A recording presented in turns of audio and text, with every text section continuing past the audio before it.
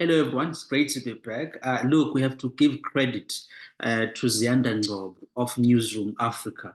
I mean, she was just excellent in her interview with President Cyril Ramaphosa at Bestwood Hotel earlier this week. She held him to account. She asked him very tough questions that Ramaphosa could not answer. He could not answer. He was really mumbling throughout the interview. And I commend Ziyanda Ngcobo for doing that. Now, we do know why Ramaphosa doesn't do any press conferences because he cannot answer on his record in office. He can't answer.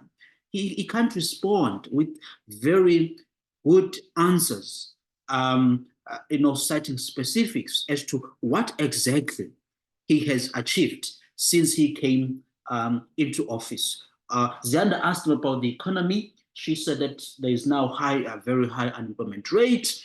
Unemployment rate has risen under Ramaphosa's administration. Corruption remains a huge problem. And Ramaphosa, guess how he answers? He says, well, it's not really about what I have done, it's about what we have done.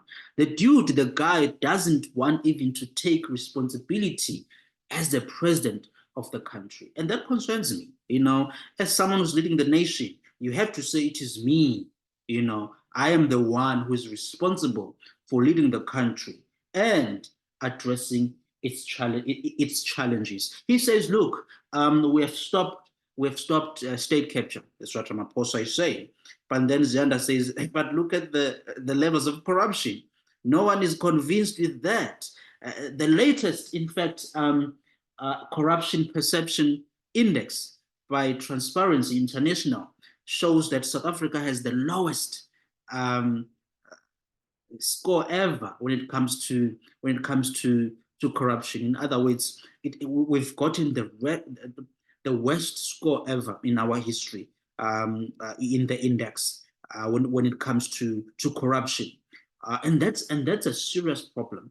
We've seen corruption continuing to flourish under Ramaphosa's administration. He can't defend that. He says, look, we handled July 2021 riots quite well. Listen, President Ramaphosa, that's total nonsense. And you failed it there. You failed there completely. You could have anticipated such an event if you really had good intelligence on the ground. If your government had not failed to really read through the situation on the ground and be proactive, act before the incident could happen. So you failed that. To say that you handled the situation well, to me, that's utter nonsense. And Ziyanda really I could not believe that. He says, look, we've what else did he speak about? He spoke about COVID, that they did very well, his government, in handling COVID-19. Come on, Ramaphosa. You were just a complete, total disaster, like most or many countries around the world. Serious damage was done on the economy. COVID could have been handled much better, given that we're a developing nation, a younger population as well, and in Africa, where the dynamics of the pandemic were different in contrast to other countries, especially in the developed world.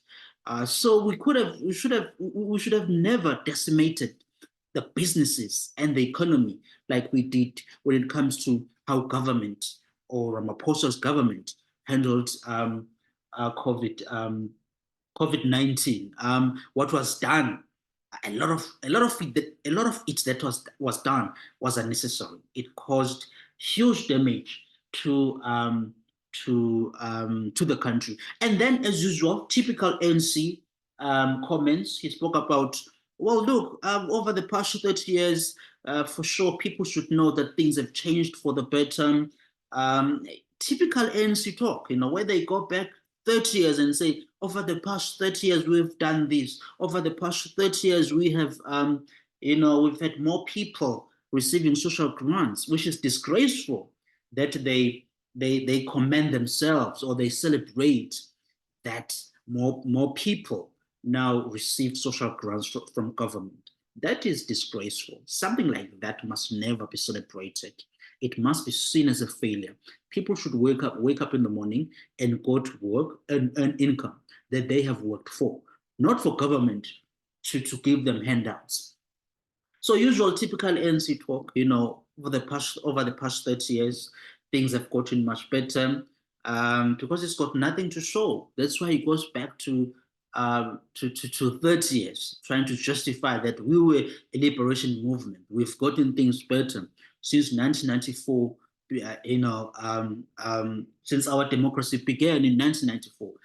A serious voter shouldn't believe that nonsense. A serious voter must never